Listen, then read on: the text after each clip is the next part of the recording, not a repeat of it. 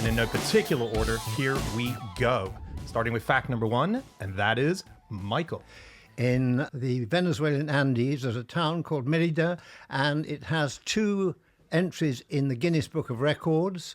One is the tallest cable car in the world, and the other is the Heladeria Coromoto, which is an ice cream parlor which has the record number of ice cream varieties on sale, 860, including avocado, garlic, and trout. Can you imagine that? A trout ice cream, please? Trout ice cream. Oh, Daddy, can I have a trout ice cream? Mushroom and wine, gherkin, chili, shellfishes of some type. You went to Venezuela. Have you been to this town and to this specific ice cream parlor? I haven't been to the ice cream parlor. We were doing various other things. I haven't been up on the amazing cable car, which takes you right up in the mountains. But I know where it was, the Heladeria Coromoto. And it's obviously fallen on hard times.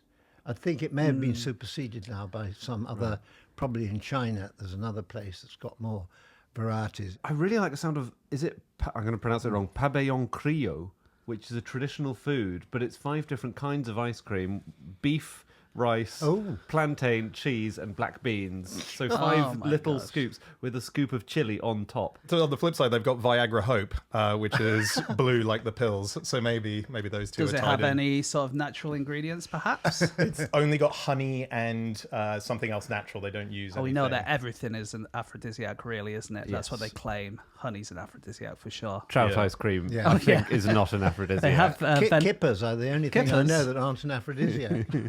Are they not? Right. I don't think so. I've had a lot of kippers in my time. My legs remain crossed.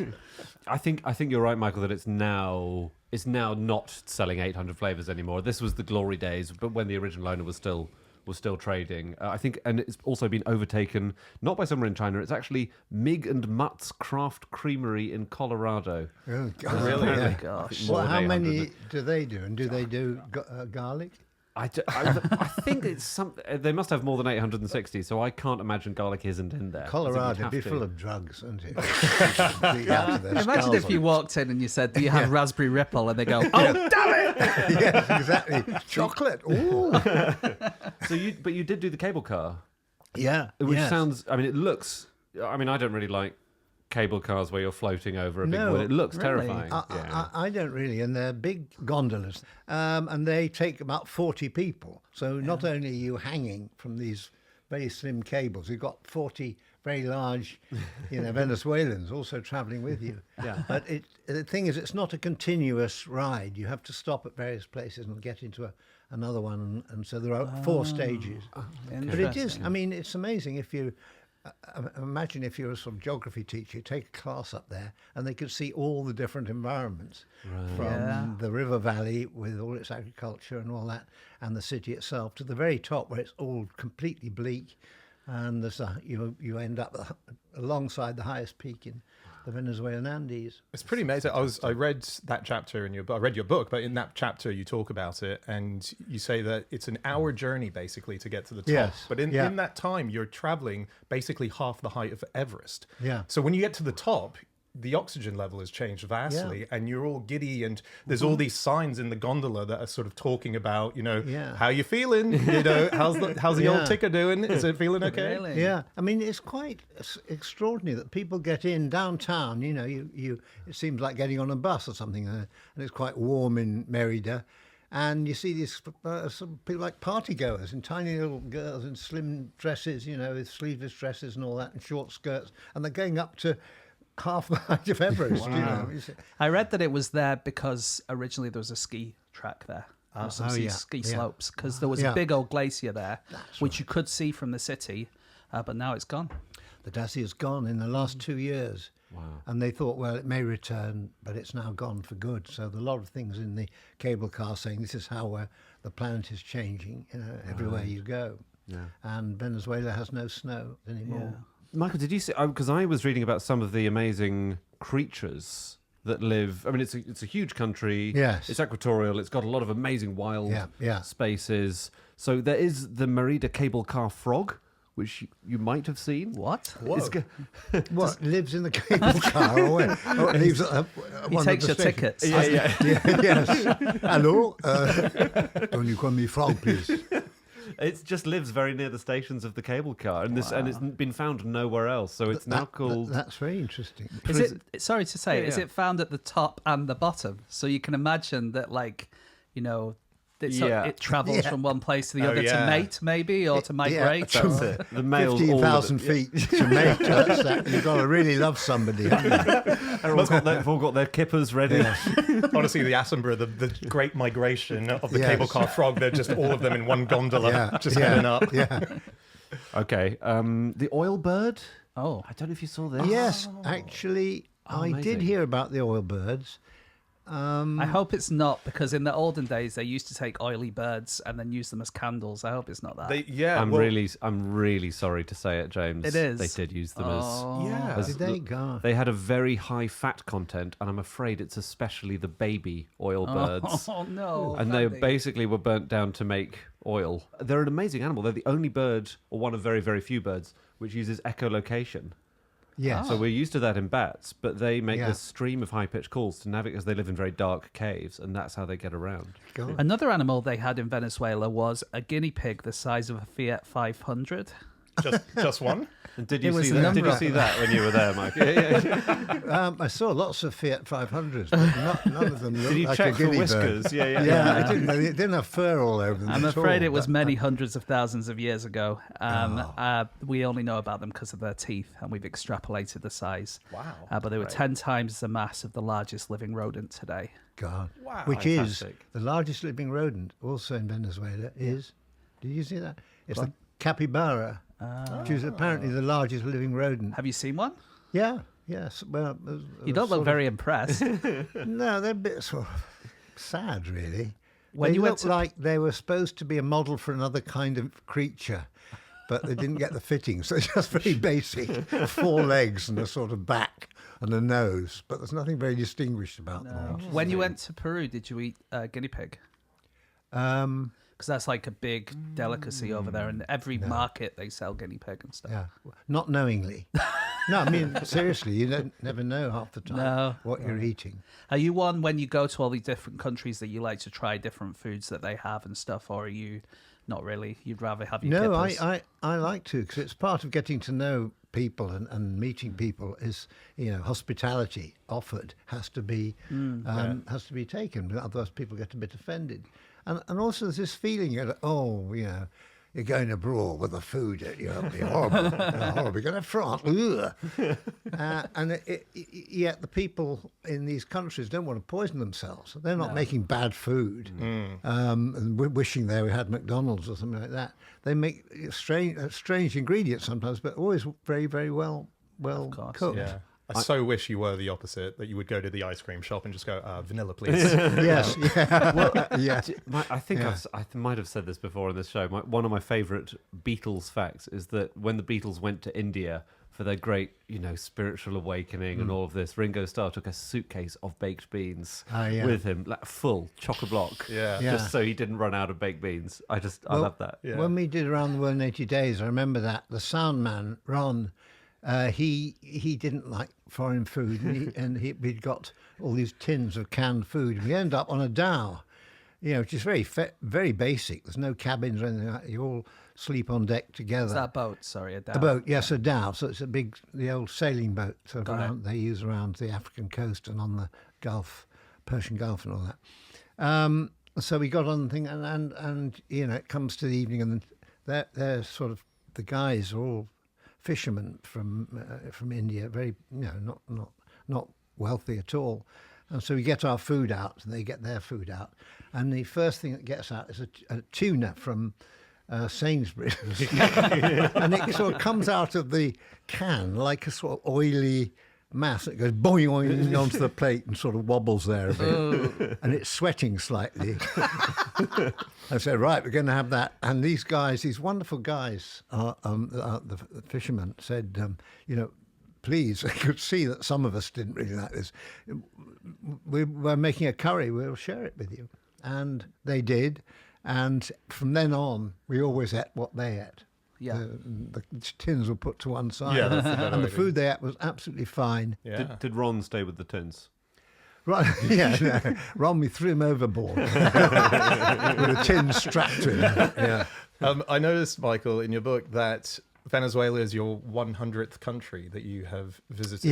Yeah. More or less, or you think that's... No, I think that's right. I'm a bit of a list nerd, and I've kept a list. So you've kept it... because that's what I was going to ask. You can now do a top 100 of countries of the world that you visited. Yeah. So where does Venezuela, just off the top of your head, where does that rank? I was thinking about 93, really. I'm full of positive thoughts about Venezuela at the moment. Oh, sorry. I see what you mean. Sorry. Yeah, no. Sorry. 3. 3? Or Wow. 9. Wow, okay. Yeah, sorry. Maths is not my strong point. So there was an interesting point about the airport when you arrived, which is, I wondered if you were aware of this. This might have stopped now, but you were paying tax in the airport, and one of the taxes that you would pay were for the air you were literally breathing. Oh. Because they tax the air. It's a ventilation system that they have, and they say we're providing clean air. Wow, just for foreigners, I guess. is it? Yeah, I'm guessing Must so. be. Yeah. Just in the airport. It's Yeah, not the just whole in the airport. country. No, just in So the you airport. go, breathe in, and don't breathe out for 3 weeks, okay? And you save a lot of money. Because they did have the world record for the lowest petrol price in 2016. Wow. I was trying to look at some other records that Venezuela have had. It was 1 cent per litre. And at the time, the price in the UK was 110.7 pence per litre. I was trying to work out if I could do some kind of business where, I offset the price of the flight, but no. Feels like you're going to run into some legal difficulties. I think you can try and bring it back in hand luggage or whatever. Yeah. Well, they do. They've got. I mean, they've got a lot of. We need to rush this episode out basically before America invades. So one of the things that Venezuela has is a lot of oil. Oh, yeah. But it's not really. It used to supply a lot more to the global market. I think it provides less now Well, due to sanctions. due to sanctions and politics. Sanctions, also oil price sort of fell, so other countries were producing a lot more oil. Yeah. But there's more oil still in the ground in Venezuela than any other country. They're not just ringing out oil birds, No, are they? It's like- Exactly. No, it's not. Yeah. You see a Venezuelan tanker. Yeah. It's just got one. The oil gloomy birds guy. are very pleased, sort of, they're not needed. I found a couple of records that Okay, are held cool. as well in Venezuela. This is Guinness World Records. The living person with the largest feet. Oh, really? Yes. The right foot measures at 40.55 centimeters and the left foot at 40.47 centimeters. Now, Dan, Are the- did these- you Google Bigfoot Venezuela? Are these their own feet? It's not someone who just has 2 extraordinarily large feet that he's managed to pick up. it's one person with 1 foot. Okay. I read an interview with this guy. Yeah. He said that he realized he had big feet when he and his friends would often compare their foot sizes, and he would come out on top each time. It's like, what are his mates doing? Yeah. Surely it's always going to be him, the winner. Right. It's not like Unless they're clowns and they're just naturally in oversized shoes. That's so true. You can't tell. But Does he do something for a living that's foot? I don't know what advantage you would. rich? Yeah, foot. What is it? What would you do if you've got very, very large feet? I suppose. Real life Monty Python opening credits. Yeah, that's true. Okay, it is now time for fact number 2, and that is my fact. My fact this week is that in 1949, the BBC issued a company-wide ban on making any rude jokes about solicitors, chambermaids, and one very specific Irishman called Mr. McGillicuddy. wow. This one guy. Yeah. What was so funny about him?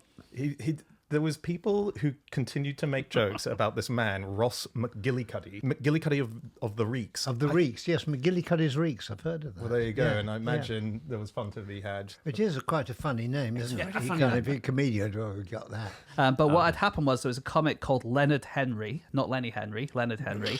And he'd found the name of McGillicuddy of the Reeks in an atlas and thought it was a place, and then turned it into a comedy person. And then this person who really existed said, well, I never gave you permission to use my name. And the BBC had to apologise. Yeah. And there's still a McGillicuddy of the Reeks to this Yeah? day. Yeah, So this yeah. title, and the Reeks is I think a range of. It's an ancestral territory in County Kerry. So there's a range of mountains which is called the Reeks, and The last evidence I have found of the current McGillicuddy of the Reeks is him writing to the Daily Telegraph in 2017 about the price of stamps. He's about 85 now, and I believe he looks after the Urnham herd of cattle. Cool. That's the latest. That's the latest news on McGillicuddy of the Reeks. How could you ever laugh at someone like that? He's a serious man. Does he have any administrative powers? I mean, is he like a sheriff or something like that? Or He might do, because it's a sort of honorary? it's an honorary thing. You're sort of a chief of family, chief of the name Okay. is the term that gets used. And this, like, senior McGillicuddy of the 1930s and 40s was a big deal. You know, he was an officer in the British Army. He was an Irish senator. He was, all sorts of serious, and he just objected very strongly to being joked about. And he did try. He complained. The BBC said, Come on, it's never a place. "It's a joke. Come on. It's a joke." Just reeks of envy for me. Yeah. But then he said that he'd never appeared or contemplated appearing before the public for their amusement.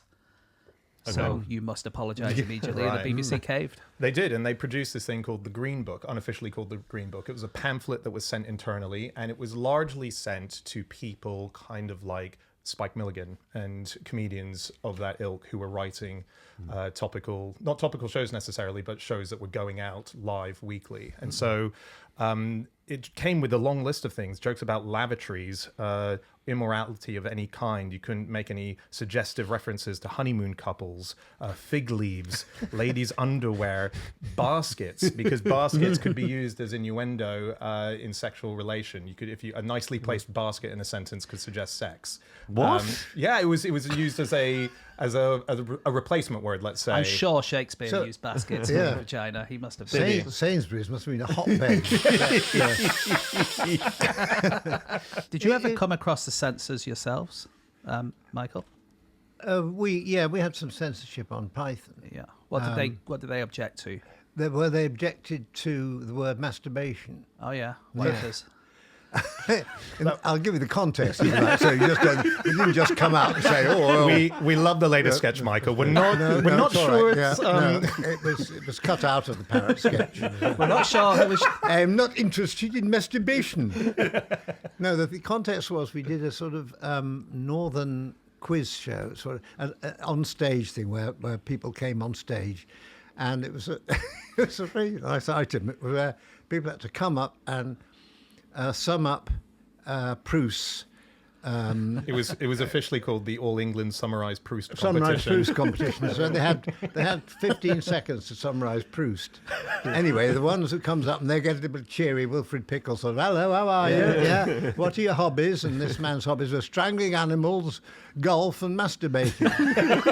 And it was a huge laugh. And anyway, very quickly the sketch itself. It's one of my favourite bits because, all right, you've got 15 seconds now.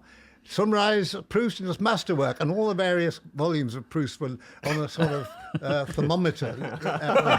So he goes, swan,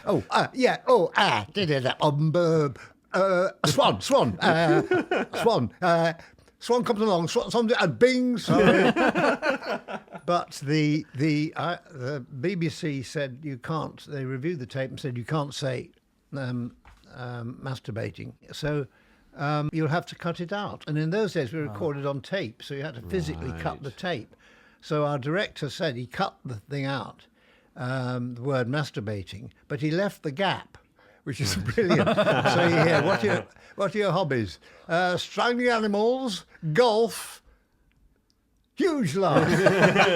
Never has golf got a laugh. It was an absolutely colossal laugh. And that's a good summary of the life of Proust, from what I remember. Right. Was that he was in his bedroom for a lot of time. Very true. He was. With oil birds, possibly. I think he was putting pins in mice or something, wasn't he, when he was a kid? Proust, I think so. Was he? I've never heard of him playing golf, and I would know. If Proust played golf, I would know That's that. a shame. I love that there's a great story in your diaries, the Python years, the first diaries, which is that you had obviously the most famous story of censorship and banning in comedy history, Life of Brian, and all the things that you guys had to do in order to say that this wasn't an attack on religion. It was Jesus is not being mocked, and it was the big thing, right? And you got banned in places like Norway, and in the diary you point out that in Sweden the posters read, "So funny, it was banned in Norway." Yes. And Yeah. I just think that's fantastic. Yeah.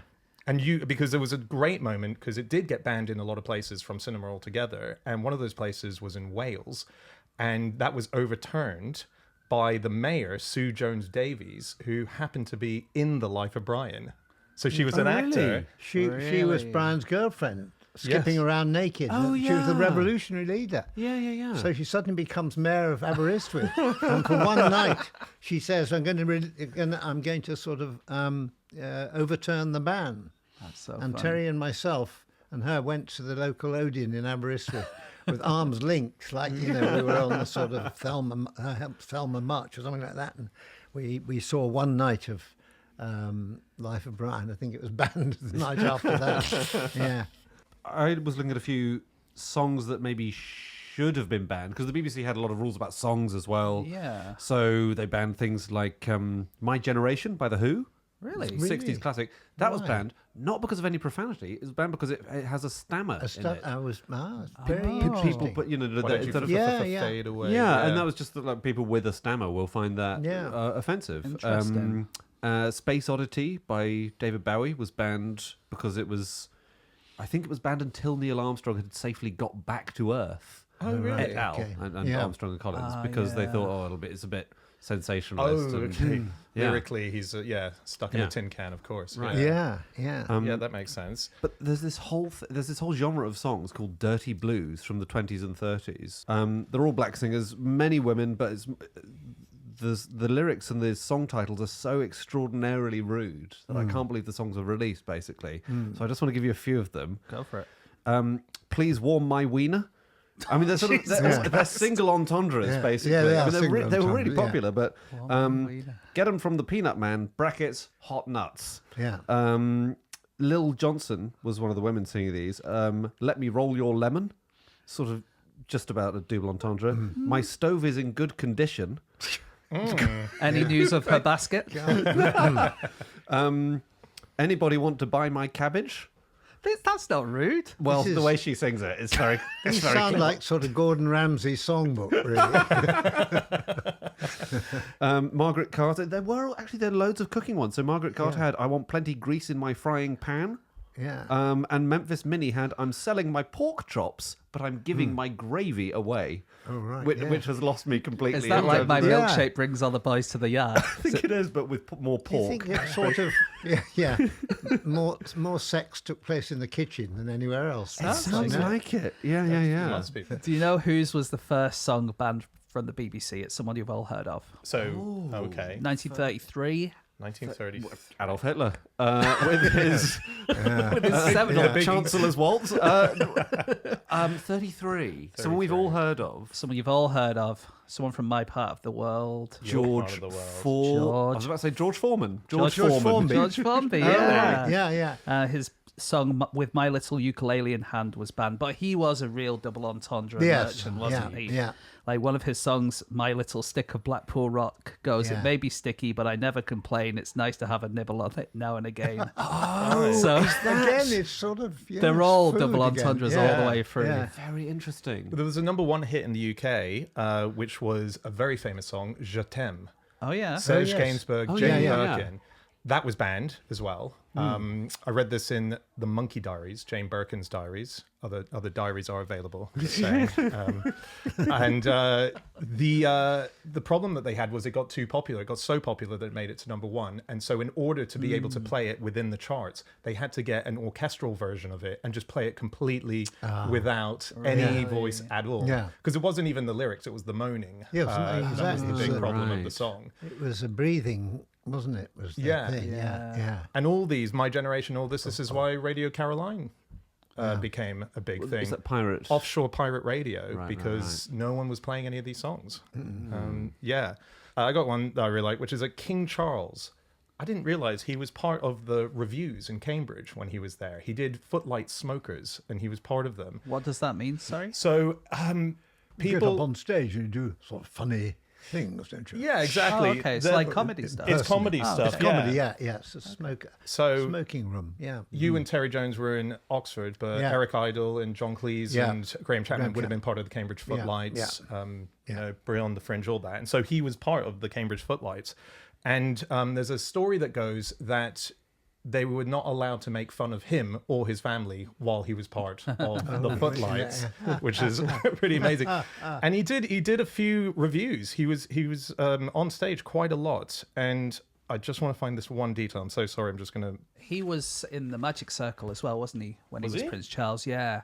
Were you guys with me when I did a tour of the Magic Circle? I can't remember who was there. No, we weren't allowed in. Well, we went there and they told us about when, because you have to do a trick to get into the Magic Circle, and he did the bowls trick, like the cups and bowls. Okay. Apparently, not the best person who's ever done it, but they decided that it was good enough for him to join the Well, Magic it was Circle. the heir to the throne. Yeah. So you don't Yeah. say, sorry, come again next week. Yeah. I can make your head disappear, actually. So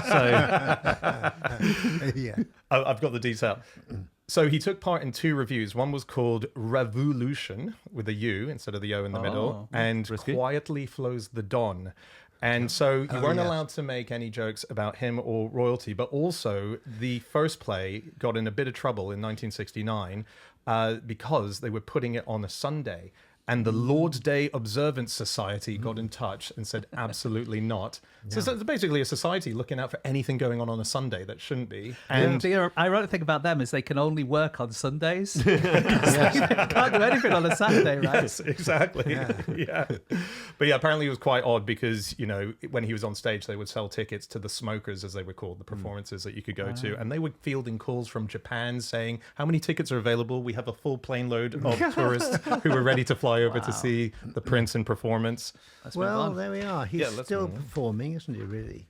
He is. Isn't he? He's, what he learned for the Footlights probably very useful for public life, you know, meeting people. And the all Magic that. Circle, he made Prince Andrew disappear. Yes. Okay, it is time for fact number 3, and that is Andy. my fact is, the rescue team who tried to find the lost Franklin expedition did so with rockets, kites, flashing lights, gunshots, horns, drums, and by putting collars on Arctic foxes.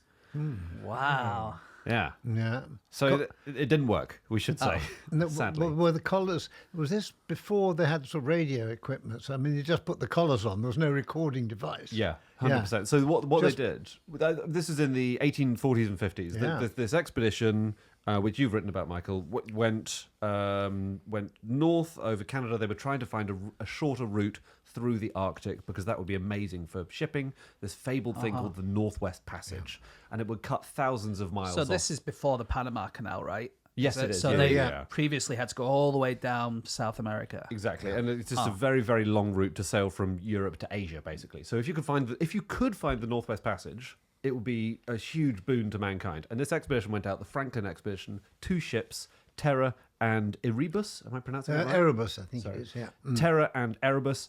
They went missing, and a lot of search parties went out for them. Some sources estimate more than 30 search missions went out, and one Mostly of them financed by his wife, I have to Yes, say. She absolutely, was absolutely determined that she could find him. And everyone was saying, no, it's too late now, he's dead. Yeah. Anyway. And one of them decided to put collars on foxes, Arctic foxes, wild fox cubs, which had the coordinates of where they were, I see. saying, we are looking for you, this is where we are based. And they clever. just released the foxes into the wilds. And it was clever, it didn't work. I mean, the foxes, I imagine, just... Ate the survivors. There's nobody there to read them, probably. exactly. And they were all Inuit, so they wouldn't say, you know, what does this mean? Sort of, Yeah. Yeah. So read that. it simply That's did a not work. fascinating fact, though, because Yeah. they did some very strange things at that time. There was Yeah. a kind of hysteria to try and find him and a refusal to admit that they might be dead because they'd basically completely got it wrong. You know, the whole expedition was given enormous amounts of money. They had, you know, lots of wine on board and libraries and all that sort of thing. And they just took a wrong turn and got stuck down a sort of a fairly narrow stretch of water where it was quite an extreme winter then, and that froze and they were stuck. So drank all the wine. So well, when the spring comes, it'll melt and we'll go up. The spring, it didn't melt. There was 2 or 3 years of the worst and coldest winters up in the Northwest Passage. So basically, we just stuck there for about 2 years, ran out of food, went out to try and get the trade with the Inuit, but they didn't do that very well because no one had actually done the research and saying, well, how do we speak to Inuit, the people who live there? So when it came to wanting to be helped by those people, they couldn't do it. Whereas later, Amundsen or someone like that, who was very much a sort of, know the ground you're on sort of traveller, he always knew what to ask the local people. Right. So it was a bit arrogant, really, Yeah. the whole Franklin expedition. But were they a bit unlucky with the weather? Like if they'd have gone a few years later? It Yeah, I would have mean, been fine, I think it was these two very, very cold winters. But they'd also, if they'd gone a slightly different route and not gone down, they took like a shortcut. And then it got trapped. And the ice is obviously stronger when you've got a confined space. So if they'd gone a bit further ahead where there's more open water, they might have got through. God, the absolute disappointment of the ice not melting that spring I must know. have Yeah. been Yeah. It must be like, enormous. it must be nearly Yeah. spring now. Yeah, like- yeah. So you wrote a brilliant book about Erebus, and you went and visited a lot of these places as well. I mean, it's pretty fascinating that it was lost for so long, only found in 2014. Yeah. I mean, that's Yeah. remarkable. Yeah, the Inuit at the time, in the late 19th century, people went out there, said they had seen a ship, or the mast of a ship. They knew exactly where it was. But there was sort of, because they only had an oral tradition, didn't write things down, people thought, oh, well, they're just saying that. And they didn't follow it up. And in the end, Erebus was found almost exactly where they had said 100 years before. The local residents, Yeah, what is going on? Afraid so, yes. I mean- And it's a real sort of imperial sort of attitude you have.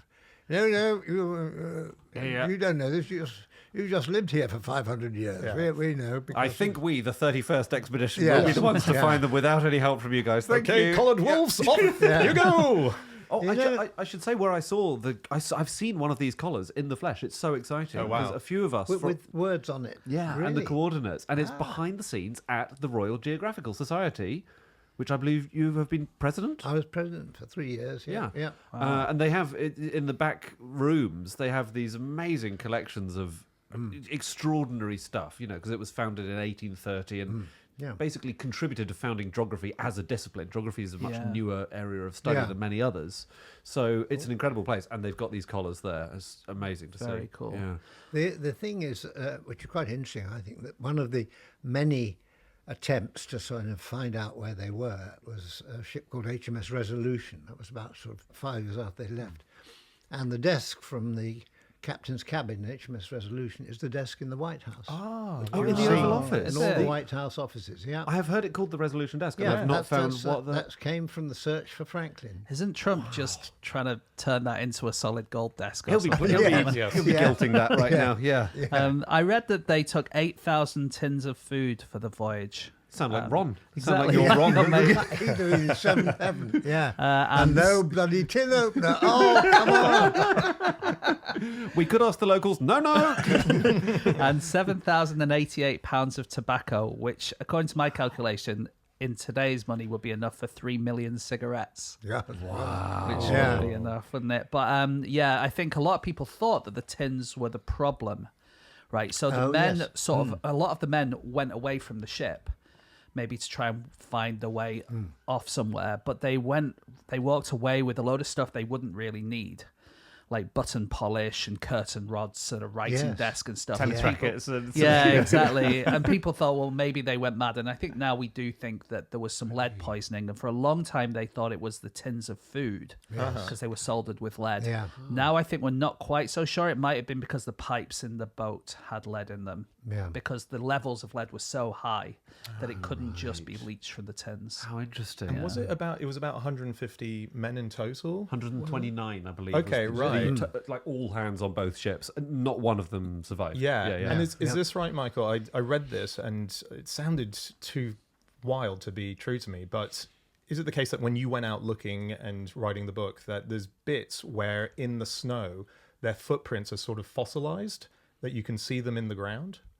I don't know. I mean, you can see their graves, the first people who died. Right. I'm not sure about the fossilized Okay, yeah, it footprints. felt weird. Yeah, I'd no, be that's- surprised that's if a odd. footprint Yeah. would, unless it was that Venezuelan guy with a massive feet. Like, Yes, he'd have known that. 24 yards across.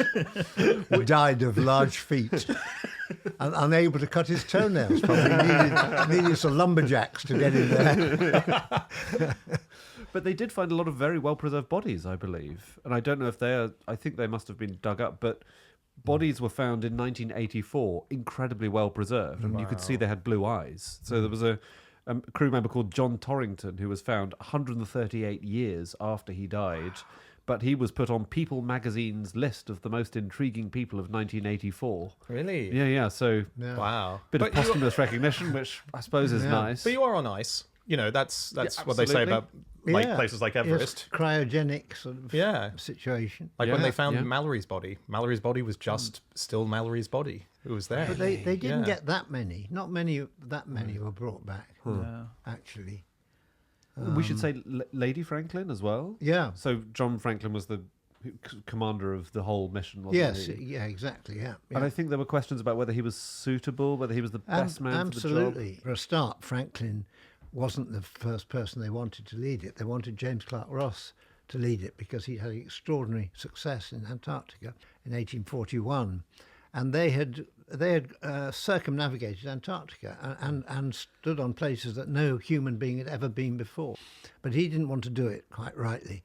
And so they got Franklin because he was quite old at the time. He was nearly 60, but everyone liked him. He was all right. He was pretty ineffectual, nice bloke, knew everybody. Yeah, John will do it. And his wife, who was very dynamic, must have pushed him forward. Yeah. And said, "My husband's available." And here he is. John, come in. Stop it. On the other hand, I read that James Ross, one of the reasons he declined is because he promised his wife that he wouldn't go to any more polar expeditions. Yes. So it's all we're blaming the wives for the whole thing. Of That's such a great detail. Yeah. No, I promised my wife no Yeah. more Arctic activities. If he's just done 4 years going to the Antarctic, it's Was- reasonable. Where are you going? Just to the Antarctic. Yeah. Lady Franklin was very smitten with James Clark Ross because he was rather a sort of dashing character. Really? Tall and with hair, yeah. That's why the wife didn't want him going off to the Arctic. She said, Actually, it doesn't say that it was his wife who didn't want him to go. James Clark Ross led one of the expeditions, and that was the one that put the collars on the foxes. Really? That was the Really? yeah. Right, that's very cool. Yeah, and Lady Franklin did all the lobbying, didn't she? She said we must send out search parties. It's quite moving. She wrote him letters for 8 years after he departed, and you know the large majority of that time he would have died. No one knew for sure, but What would happen to those letters? Would they just be kept in her house, or would she post them and send them to Canada? Maybe She would have had them indexed and looked after well. Yeah, she had an assistant, a woman who worked with her, and they organised the whole sort of rescue business down to the last detail. You know, so the letters, I'm sure, and everything that she'd written would be kept. But that's the other thing, right? Where they were going, there was no postbox, right? they didn't take a postbox with them. They should have done, in the true imperial spirit. We're going to put the first postbox at the North Pole. I can imagine a postman coming to collect those, definitely wearing shorts. Yes, that's right. No collection on Sundays. Yeah. Oh, the Lord's Day Observant Society have been in touch. Okay, it's time for our final fact of the show, and that is James. Okay, my fact this week is that in Bologna, there is a word umarol, which describes a grumpy pensioner who stands with his hands behind his back complaining about roadworks. Yeah. The dream. The dream. For me, the dream life. We'll all end up there eventually, Andy. You a lot earlier than others, I'm sure. Andy's there. So this is a term that was coined in 2005 by a writer called Danilo Massotti. And he had noticed that there was a lot of people doing this in Bologna. And they've decided that it's going to be a thing, and they've really embraced it. And now, if you go to Bologna and they do roadworks, the people who are doing the work will talk to the Umarols. When they finish some works, they'll put a sign up saying where they're going to be next week so that the Umarols can go and see them. Wonderful. And That is a very good way of institutionalizing grumpiness. That's a good way of dealing with it.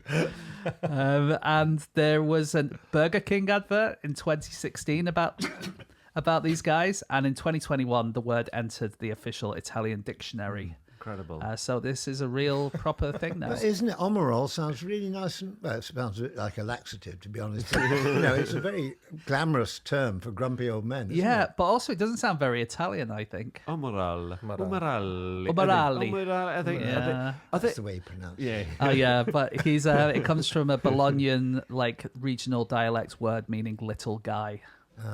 So are they annoying to the builders? Are they looking through the fence and they're saying, I wouldn't put it there if I wouldn't put that RSJ there if I were you? I think it all depends on the attitude of the builders. Okay. I think some of the builders embrace it and like them, and it's someone to chat to, and they use the knowledge of people who have maybe done this job before or know about it. And then there are other builders who go, get the off my building site. Yeah. A lot of these guys will be I love retired. all that. Yeah. No, don't put it through to Euston. You keep...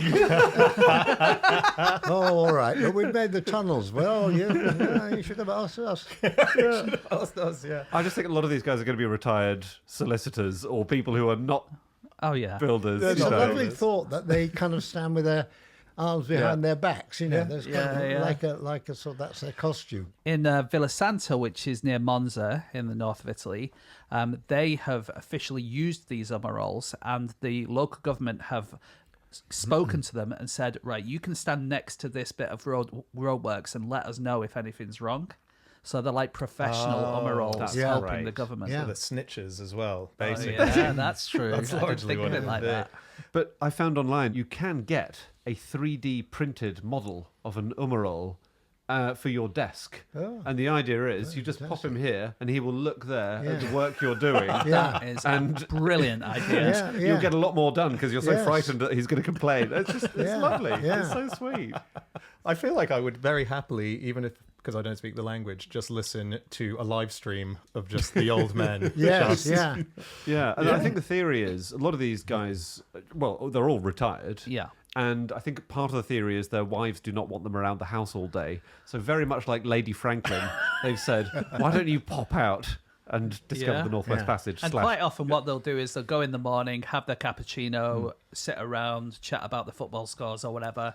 But then once it comes to mid-morning, what do you do then? Right? And and there's a look at lot the of building. roadworks happening, so you go and tut. They sort of sound a bit like superannuated train spotters, really. Yeah? Yeah. A rather more glamorous and Italian way, They wouldn't be nerdy. Train spotters in Italian would sort of, they'd have seen all the Fellini movies. I do really hope that, you're just mentioning Franklin, that there were a group of Inuit old men just standing around the Erebus. Just I wouldn't go down that. I wouldn't go down. yeah, What, are you going down that body of water? Yeah. Well, Sorry, mate. Back up. Michael, you're doing a live show at the moment, and one of the themes is aging disgracefully, right? As part of a Yeah. Well, that- sort of, yes. does that appeal, the idea of Umarol to be? Yeah, I mean, I'd like to be a bit more active, but I think you just keep going. And there's two ways of approaching age. One is to sit in a chair, and the other is to become fanatically busy and just say, I've just got to have things to do all the time. So I can, otherwise it's completely boring. But some people choose one, some people choose the other. There's another term that I really like, the window side tribe. They're known as in Japan. The Japanese term is madugiwa zoku, and it means an employee who at work is quite old and they can't really get them to do what they used to do. So they sort of sideline them. They just give them a desk by the window, and they don't really do anything anymore. So it's apparently the other dream. Yeah. It's quite big in Japan that they just, rather than firing or retiring someone, they just take away all their responsibilities, put them by the window, and just say, all right, just keep going. That's called executive producer in the BBC. But it's true that most other countries have a more enlightened attitude to aging. They think it's valuable Right. that people get older. I mean, most tribal societies, it's you're the top man. The Right. longer you live, the more you know, the more experience you can pass on to others. Yeah. So the idea of care homes here is it's quite sad, really. I quite like getting involved in a heist, for example, in your older years. The fascinating story from a few years ago that the largest burglary in English history was committed by people in their 70s. The oldest guy was that the 76. Hatton Garden one? Was the Hatton Garden one, which is just pretty astonishing. They went down an elevator shaft, they drilled through, they stole millions of pounds worth of stuff. I didn't know they were that old. They had a combined age of 500. They're just old blokes from the pub, Let's go out and do it for real. Yeah, and they had a history of having done quite a few heists in the past over a long But career. were they being scripted by Richard Osman? It just feels like quite it just like One of them got to the heist on a bus using his pensioner's pass. Like it was. ironically his freedom pass. Yes. Yes, yeah. But then what do you do with with the money, really? Well, we never got to find It's out that age, because you they haven't got got caught. less of your life to, you've got a few years to spend it. Some of it's still missing, isn't it? I think It is quite a lot of it. Yeah. Really? So, and they're all going to come out at some stage. We need to look if for they last. We need to look for a care home that has installed, Gold taps. gold taps, Vegas style fountains. That'll be it. It's called the Trump Home. Yeah, exactly. Well, there's one mystery man still missing who's called Basil. And there's a £20,000 reward on his head. Yeah, good. Yeah. Did you find in the course of this the word gongoozler? No. No. That's it's basically the British ummerall. Ah. It's someone who stands and watches activity on a canal, quite specifically. Is this voyeuristic or just Yeah. canal barges? I suppose. it's just I'm thinking barges. of the canal Barges, that'd activities be that okay. happen near me. Yes. It's basically Yeah. graffiti, Yeah. taking drugs. Oh, really? Yeah. Are they hotbeds of vice? I didn't know I that. think so. Oh, well, I'm used to the genteel southern Kennet and Avon canals and places like that, where it's just simply watching Well, the the locks. Leeds Liverpool, I can tell you. Drug-free canals. Got loads of joyriders on the Leeds Liverpool Canal going not at 4 miles an hour. I was reading a little bit about Britain's self-styled dullest man, because this is about standing around. Yeah. Anyway, I'm very proud to have been nominated. I'm thrilled, actually. No, I think he's called Kev, and he was featured in The Guardian a couple of years ago because he is the man behind Roundabouts of Redditch. Oh, A okay. calendar which Yeah. did enormously well about 20 years ago and has led to a number of other works. Roundabouts of Great Britain, car parks of Britain. Well, he's blown it, hasn't he? You can't be dull if you've been in The Guardian and you've got 12 books out. Yeah, I know, that's true. he sort of has. He founded the Car Park Appreciation Society, claims to be the only member, but I did have a look and tried to join, and I think it's a closed shop. Really? So I'm not sure he's admitting. And he said, my 3 ex-wives found me dull, not in the bedroom, but in every other part of the house. Oh, dear. Hey, apparently there's been a study done by a professor in Brighton who says the people that you shouldn't listen to about longevity, if there's one group of people you shouldn't listen to. Ooh, I would guess centenarians. Yeah, people age 100 and more. Why? Their advice is just terrible. They're like, I ate one boiled egg and nothing else for 70 years. It's always detail that has no relevance. What they have is probably very good genes, and they've managed to survive despite the vices that they've taken in. Despite all that vice But of I having mean, one boiled egg every day. boiled egg. And the cocaine that goes with it. Sorry, I forgot to add. I always find that the idea that people, 107, and they have, I have 3 whiskies every night. I think that's great. Is this really true? So, I mean, it's the only thing that's kept me drinking whiskey. I tell you. And I've got to 82. Oh! All right, well, time to wrap up. Michael's died. Okay, that is it. That is all of our facts. Thank you so much for listening. If you'd like to get in contact with any of us about the things that we've said over the course of this podcast, we can all be found on our online social media accounts. I'm on @Schreiberland on Instagram. James? My Instagram is no such thing as James Harkin. Andy? Mine is at Andrew Hunter M. Michael, do you have one? Social media account of any kind? You've got a great website. I don't have a social media account, I don't think. what would it be? Probably Michael Palin. Yeah, dull man. Dullman 2. Dullman seeks work. .org.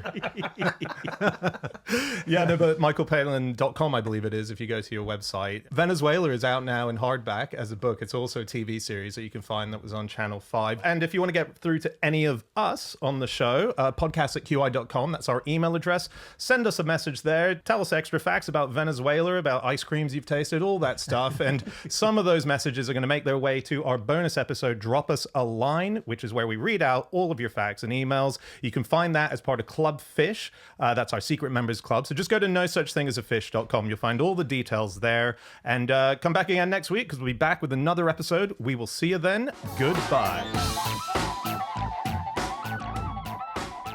Thanks for watching. Thanks for watching, guys. Don't forget to subscribe for more fish-related clips and episodes. And you can join Club Fish for ad-free episodes and exclusive bonus content on Patreon and Apple Podcasts. Off with the YouTube clip.